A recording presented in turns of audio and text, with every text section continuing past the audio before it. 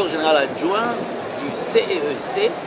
Vous êtes à Mining Indaba, qui est une occasion pour les acteurs miniers du secteur d'avoir des garanties sur les mécanismes de traçabilité de minéraux en RDC, et pour s'assurer notamment de cette traçabilité des minéraux, il faut que le Congolais puisse avoir tous les éléments dans le process.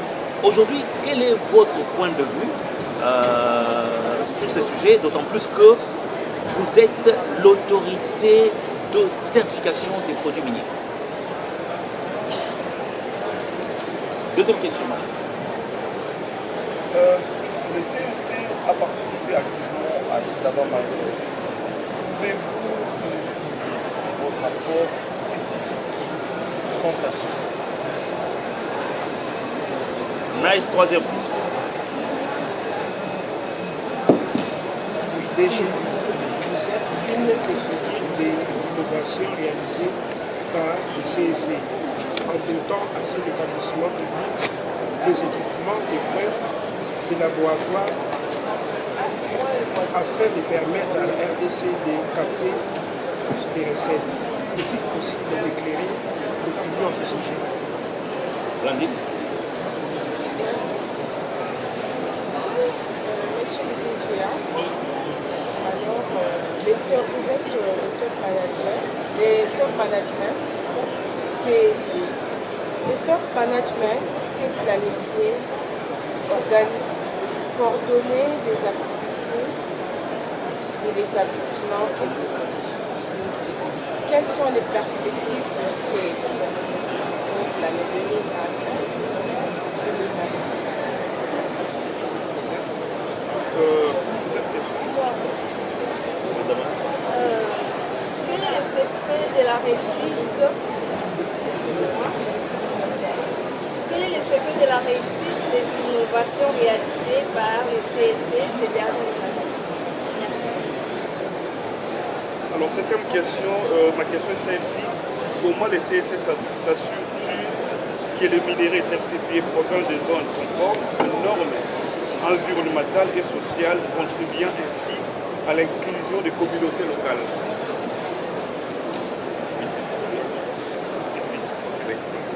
De quelle manière le CEC contribue-t-il à promouvoir une exploitation minière respectueuse des droits humains tout en soutenant les objectifs de neutralité carbone et de santé et de sécurité? Voilà. Et la dernière? La dernière? La dernière, c'est de savoir est-ce que vous êtes satisfait de votre participation à Indaba Mining et qu'est-ce que vous ramenez en RDC dans votre portefeuille après votre participation. C'est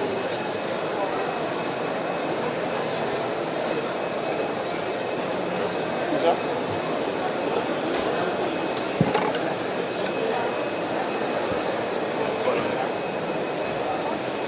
Merci, messieurs, mesdames les journalistes. Alors, vous avez posé 8 questions. La première, c'est recueillir mon point de vue sur les Mining Indaba. La deuxième question, c'est sur l'apport spécifique du CEC à ces forums. La troisième concerne les innovations du CEC, si on peut porter un éclairage. La quatrième question est relative aux perspectives du CEC 2025-2026. La cinquième question, on veut connaître le secret de la réussite des innovations réalisées par le CEC ces dernières années. La sixième question concerne pratiquement l'origine des minéraux. La septième question est liée à la promotion, la santé, la sécurité minière. Et enfin, on veut savoir si nous sommes satisfaits pratiquement dans ce qu'on vient de vivre et qu'est-ce que nous pouvons rapporter dans notre pays. Alors, je vais vous proposer une approche des réponses et je vais réunir vos questions dans mon speech. Je ne vais pas suivre l'ordre des questions, mais en répondant, sûrement que vous aurez des éléments de réponse aux différentes questions qui sont posées. Alors, avant toute chose, permettez-moi de saluer les efforts du président de la République, chef de l'État, son Excellence Félix Antoine Tshisekedi Tshilombo, dans la restauration de la paix, l'unité et la cohésion nationale face à cette guerre nous imposée injustement par les Rwandais et ses alliés. Par la même occasion, nous saluons aussi les efforts de nos vaillants combattants, des services de sécurité et de tous Congolais patriotes et nationalistes. Les CEC et tous soutenons le chef de l'État dans son élan patriotique et sa vision pour le pays. Souffrait que nous puissions remercier son Excellence Kizito Pakapomba, ministre national des Mines de la République démocratique du Congo, pour son impulsion dans les secteurs miniers, l'encadrement et l'accompagnement du CEC dans son fonctionnement. Le CEC est dirigé par un conseil d'administration et par une direction générale. J'ai saisi cette occasion aussi pour saluer la franche collaboration qui règne entre les organes dirigeants et le personnel du CEC. Le président du conseil d'administration du CEC s'appelle Dave Kalemba Nkashama. Le directeur général, c'est Freddy Mwamba Kaninkou. Moi, je suis le directeur général adjoint. Je dis merci au directeur général, au président du conseil d'administration, pour l'esprit managérial et l'esprit d'équipe qui nous caractérise au niveau du CEC. Je suis le docteur Godel Kinyoka, je suis professeur des universités, je suis dignitaire d'État, médaillé d'or pour les meilleurs services rendus à la nation congolaise. Je suis gouverneur honoraire du Kwilu, Bandundu, et actuellement je suis le directeur général adjoint du Centre d'expertise, d'évaluation et de certification. C'est en cette qualité que je vais vous parler du CEC. Commençons par le mining. Je crois que le thème de cette année, c'était assurer l'exploitation minière africaine aujourd'hui. Nous allons nous inscrire dans ce thème-là, mais en parlant du CEC. D'abord, je crois qu'il est important de savoir qu'il y a une distribution des rôles entre les services étatiques. Nous avons les SAEMAP, nous avons la division des mines, nous avons l'inspection générale des mines et que sais-je encore. Et nous avons les CEC naturellement. Chaque service a des attributions et des missions précises. Et il faut aussi savoir que les CEC encadrent et contrôlent la commercialisation et l'exportation. Rien que ça, la commercialisation et l'exportation des minéraux des acteurs économiques ci-après. Il y a deux catégories. La première catégorie, c'est ceux qui s'approvisionnent sur les substances minérales produites par des méthodes d'exploitation artisanale. La deuxième catégorie, c'est ceux qui s'approvisionnent par des méthodes d'exploitation industrielle. Il faut noter, il faut indiquer en passant que les services publics ne sont pas assujettis aux exigences de traçabilité. Ça, c'est important. Les services publics ne sont pas assujettis aux exigences de traçabilité. Ils ont plutôt le rôle de contrôle. Ils doivent contrôler, encadrer les opérateurs économiques, puisqu'il y a beaucoup de confusions qui se font à ces propos. Je vais vous parler de manière générale. Vos questions tournent autour des mécanismes mis en œuvre pour garantir la traçabilité, l'origine des minéraux, les partenariats technologiques innovants, la certification et les différents projets. Les questions tournent autour de ça. À ce stade, nous allons faire allusion aux mécanismes de traçabilité provenant des instruments juridiques. Premier élément. Et puis il y aura les mécanismes de traçabilité mis en place par les CEC, évidemment, au regard des bonnes pratiques. Concernant les mécanismes des instruments juridiques, ici on entend les actes légaux et réglementaires que nous avons. Et au niveau des mécanismes de traçabilité mis en place par les CEC, au regard des bonnes pratiques, évidemment, c'est ce que nous avons fait pour matérialiser nos missions telles que ça nous est confié. Par rapport au premier mécanisme, c'est-à-dire traçabilité provenant des instruments juridiques. Nous procédons par le contrôle des documents qui amènent des lots à la commercialisation d'implémentation du laboratoire du Haut-Katanga qui sera installé à Lubumbashi. Nous devons implanter les laboratoires de Kipushi qui devra prendre en charge Kiko. Nous avons les laboratoires qu'on va implanter à Sakania. Ce n'est pas un projet à long terme, ce n'est même pas un projet à moyen terme. Je me demande si c'est encore un projet, puisque maintenant que nous parlons, les équipements pour ces laboratoires sont déjà commandés chez les fabricants eux-mêmes, principalement en Allemagne et ici en Afrique du Sud. Les directeurs généraux du CEC, les présidents du conseil d'administration, les directeurs techniques et les différentes équipes techniques sont allés, ils ont fait des va-et-vient pour la signature d'un certain nombre d'accords et pour la commande de ces équipements-là. Ce sont des équipements qui requièrent certaines autorisations, notamment de l'Union européenne. Voilà pourquoi il faut les faire avant. Et comme on doit les fabriquer, ça prend du temps. Il y en a qui prennent juste de 6 à 9 mois. Alors on a lancé déjà.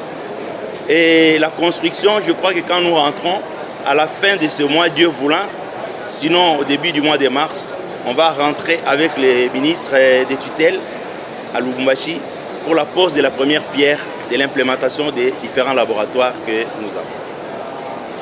L'argent, oui, l'argent, il y en a. Sinon, on n'aurait pas commandé les équipements. Et l'argent, même pour la construction, il y en a déjà. Donc, nous sommes déjà dans ce processus. Bientôt, là, vers la fin de l'année 2025. Sinon, s'il y a un retard, au premier semestre 2026, le CEC sera doté, ou va doter la République d'un laboratoire similaire à Lubumbashi, à Kipushi et à Sakane. Nous avons un projet de laboratoire au Kivu, au sud Kivu précisément, qui nécessite un financement qu'on n'a pas encore. Nous sommes en pourparlers avec certaines banques, comme la Banque africaine de développement. Nous sommes en pourparlers avec les FOMIN. Je crois qu'on va trouver une sorte d'issue, des réponses, des solutions pour qu'on puisse financer ces laboratoires de Bukavu. Vous avez parlé de certaines perspectives et projets. Nous avons déjà du matériel provenu d'Anvers. Nous allons construire la taillerie de diamants et de pierres de couleur au niveau de la direction générale du CEC à Kinshasa. Il y a déjà un premier lot de matériel qui est là. Et maintenant, là, il nous reste la construction et compléter les matériels qui va manquer. Je crois qu'on peut s'arrêter un tout petit peu pour comprendre à quoi peut servir la taillerie, par exemple, des diamants et des pierres de couleur. Ce qui nous tue dans notre pays, c'est que nous disons nous sommes potentiellement riches. Vous allez voir certaines familles, les maisons sont érigées sur les minéraux, entre guillemets, mais on ne sait pas exploiter ces minéraux des années en années et les gens vivent dans la pauvreté la plus noire, mais dans l'entretemps on continue à crier on est riche, on est potentiellement riche. Et même quand on produit et qu'on doit vendre ce qui est produit, on nous impose des prix à l'international et nous ne sommes pas maîtres de nos propres minéraux. Alors lorsque nous avons des initiatives, par exemple de construction de tailleries, ça signifie c'est une industrie de transformation de nos produits bruts. Pour ceux qui connaissent les diamants, le diamant, quand il n'est pas taillé, il a un prix d'ailleurs spéculatif. Mais lorsqu'il est taillé, le diamant peut coûter, sans exagérer, peut-être 50 à 100 fois le prix lorsqu'il était brut. Vous voyez ce que la transformation va nous apporter par rapport au diamant et par rapport aux pierres de couleur. À part cela, nous avons un projet d'une sorte de bourse. Nous appelons ça les centres de négoces internationaux que nous allons construire à l'ancienne direction provinciale. Maintenant, on a déménagé, on est allé ailleurs, mais à cette direction provinciale, nous avons une bourse, le centre de négoces internationaux qui va abriter des bâtiments, je crois, allant jusqu'au 10e niveau. Et là aussi, on pourra faire le commerce des substances minérales à partir de la digitalisation. Il y aura des simulations qu'on va faire et on sait vendre en ligne.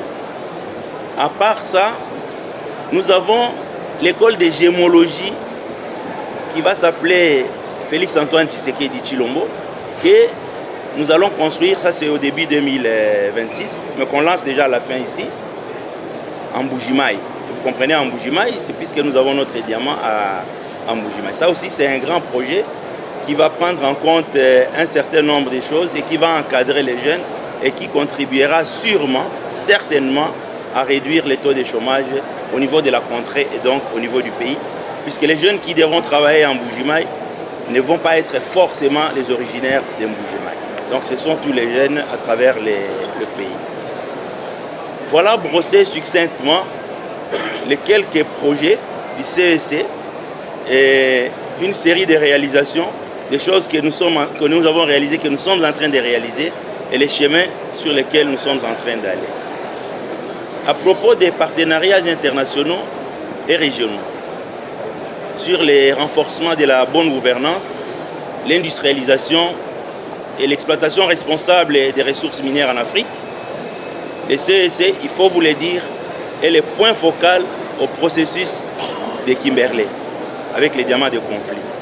Généralement, nous, au niveau du CEC, nous avons le directeur Maurice Miema, qui représente le CEC, et avec lui, nous parcourons le monde, partout il y a des réunions qui se tiennent concernant le processus de Kimberley. Donc le CEC a un point focal. Non, le CEC est le point focal au niveau du pays, au niveau de la République démocratique du Congo. D'ailleurs, il faut vous dire que maintenant, là, nous sommes venus pour 2 événements. On est venus pour Indaba, mais Maurice et moi, et d'autres membres du CEC, nous sommes venus à une 2e mission qui a commencé quand celle-ci se termine, concernant justement le processus de Kimberley. C'est pour ça que vous avez vu, vous avez d'ailleurs animé l'émission avec le ministre, vous devez avoir vu la présence du prince des Émirats arabes unis. Le prince Ahmed était là, on l'a reçu avec les ministres. Ce n'était pas dans le cadre d'Indaba, c'était dans le cadre du processus de Kimberley. Le CEC est aussi le point focal à la conférence internationale sur la région des Grands Lacs, CIRGL. Le CEC met également en œuvre les exigences de l'OCDE, c'est-à-dire l'Organisation de coopération et de développement économique, qui réunit, je crois, 38 pays. Et généralement, les réunions se tiennent en France, à Paris. Alors, le CEC met également en œuvre ces exigences relatives évidemment au secteur minier. Puis c'est l'OCDE, mais ça n'arrête pas seulement au secteur minier. Ça prend en compte d'autres secteurs aussi. Bref, mes chers frères, mes chers journalistes, le CEC travaille en étroite collaboration avec toutes les initiatives ou organisations qui œuvrent dans les secteurs miniers. Il faut retenir que tout mécanisme de traçabilité mis en œuvre a pour but la certification. Tout mécanisme. Le but principal, c'est la certification. Et le CEC est l'autorité de certification par excellence en République démocratique du Congo. Alors, par rapport à cela, nous avons un certain nombre de filières et le CEC certifie les diamants. Pour les diamants, le CEC émet les certificats du processus de Kimberley auquel je venais de faire allusion. Le CEC certifie l'or, c'est une autre filière. Le CEC certifie les 3T, c'est-à-dire cassitérite, coltan, wolframite. Le CEC certifie ça et émet les certificats de la CIRGL. J'ai fait allusion à ces certificats. Mes chers amis, le CEC certifie aussi les pierres de couleur, même si ce n'est pas encore très développé. Il y a un effort qui est en train de se faire pour une conscientisation, une sensibilisation pour cela. Si vous prenez nos frères de la Tanzanie, par exemple, ils n'ont pas beaucoup de minéraux. Ils reposent leur économie sur une pierre de couleur, je crois la tanzanite. Alors que nous avons une multitude de pierres de couleur qui restent encore inexploitées. Donc on certifie les pierres de couleur et les terres rares, le cuivre naturellement et le cobalt. Mais pour cela, le certificat qu'on émet, c'est un certificat interne, qui est interne au niveau du CEC. On l'appelle certificat d'origine à l'exportation. Est-ce que j'ai oublié le lithium? Non. Le lithium, pour l'instant, les études sont en cours. Le CEC est en train de mener des études qui sont suffisamment avancées pour prendre en charge le lithium qui, je crois éventuellement, si on suit l'analogie, devra aussi s'inscrire dans les certificats d'origine interne du CSC, comme pour les autres. Voilà, mes chers journalistes, je vous ai essentiellement brossé l'émission du CSC et par rapport à cela, vous pouvez comprendre l'importance même de la participation du CSC à ces mining. Vous avez vu que nous avons amené des échantillons de différentes substances. Lorsqu'on dit que la République démocratique du Congo est un scandale en tout azimut,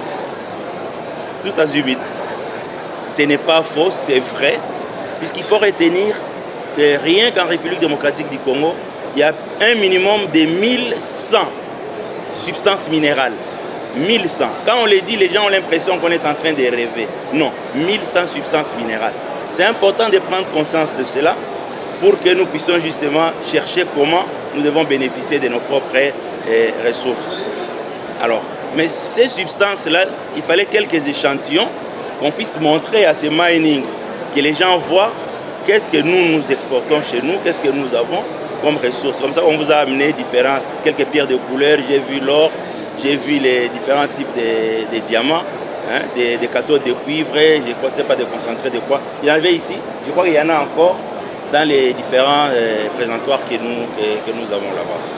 Voilà en gros. Alors vous dites, quand nous allons répartir, quel est le sentiment qui nous anime? Je crois que c'est un sentiment de grande responsabilité par rapport à tout ce que je suis en train de dire. Quand on voit déjà ce qui se passe ailleurs, nous voyageons toujours avec vous partout ailleurs. Déjà quand vous arrivez à l'aéroport, vous sentez que vous êtes dans un aéroport international. Quand vous arrivez chez nous, ce n'est pas la même chose. Et cela, ce n'est pas seulement au niveau de l'économie de manière générale, ça va aussi dans notre secteur des mines.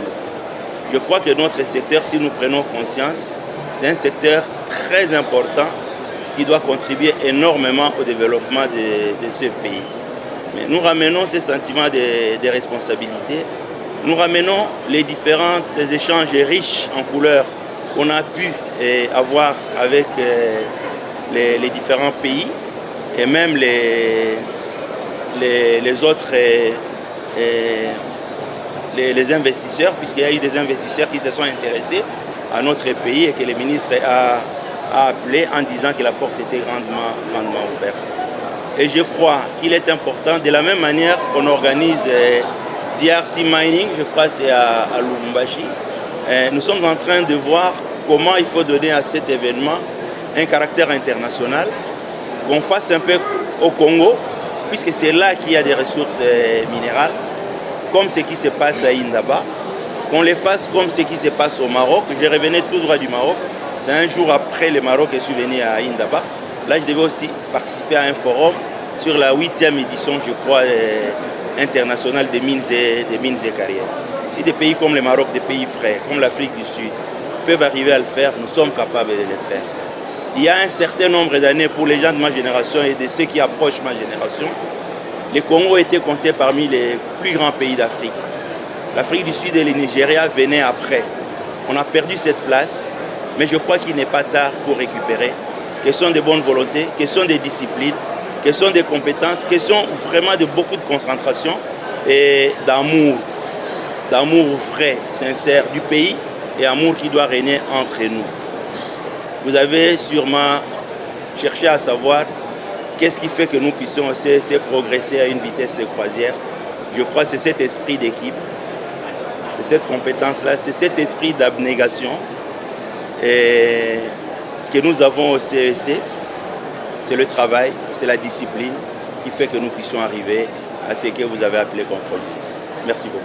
Merci beaucoup. Merci. Je crois que chacun va...